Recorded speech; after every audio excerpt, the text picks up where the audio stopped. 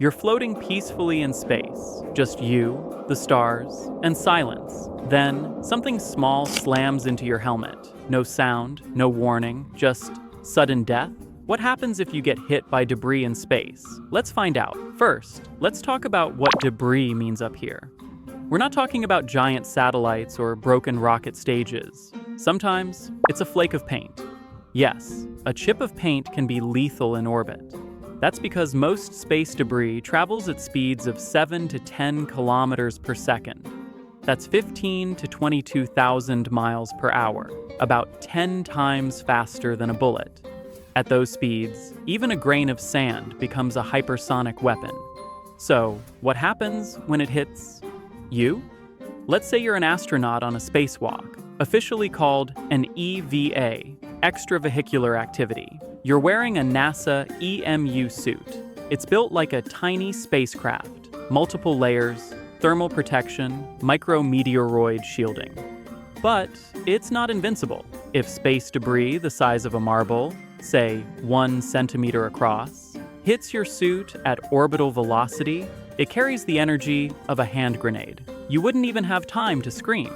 The impact could shred your suit instantly, cause catastrophic decompression, pierce your body like a high-speed projectile. In most cases, you're dead in under 15 seconds. But not all hits are fatal. Sometimes, debris hits equipment, not you. In 1983, a tiny fleck of paint hit the Space Shuttle Challenger's window and created a 1 millimeter deep crater in the glass. If that hit your helmet visor, crack. In 2016, a small piece of unknown debris punctured the ISS solar panel, but didn't damage anything critical. What if it grazed your oxygen pack? You'd have about 30 to 60 seconds to get to safety before your oxygen runs out, if your training doesn't fail you. But here's the catch. There's no air, no friction, no sound. You don't hear it coming. You don't see it coming. You just die. Quietly. There are over 128 million pieces of debris smaller than 1 centimeter orbiting Earth. NASA tracks around 36,000 objects larger than 10 centimeters. But the rest? They're too small to detect, yet big enough to kill. And it's not just old satellites. Debris comes from exploding rocket stages, satellite collisions, screws, bolts, and gloves dropped by astronauts, even a spatula left behind during a repair mission. In 2007, a Chinese anti-satellite missile test created more than 3,000 new debris pieces. In 2009, 2 satellites collided, releasing thousands more. It's called the Kessler Syndrome, a chain reaction where each collision creates more debris, which causes more collisions, until Earth's orbit becomes a deadly minefield. Let's say you get lucky. The debris only damages your suit. You start leaking air. At first, it's a hiss. You feel pressure in your chest. Your vision blurs. Your blood begins to boil, not from heat, but from vacuum. NASA astronauts train for this.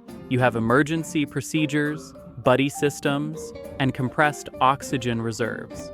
But if you're alone or far from the airlock, you have 90 seconds at most before unconsciousness sets in. Here's the real horror.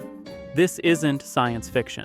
In 1983, astronaut Story Musgrave had a screwdriver float away during a mission. In 2007, a small fragment cracked a thermal blanket on the ISS.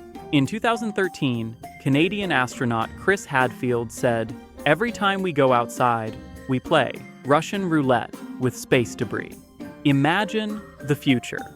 100,000 satellites in orbit by 2030, private companies launching mega constellations. No international space traffic control. It's like flying jets with no radar in a minefield. So, what happens if you get hit by debris in space? You won't hear it. You won't see it. You won't feel it coming. Just silence. Because up here, death doesn't knock. It rips through you at 10 kilometers per second. And when it does, no one will hear you scream.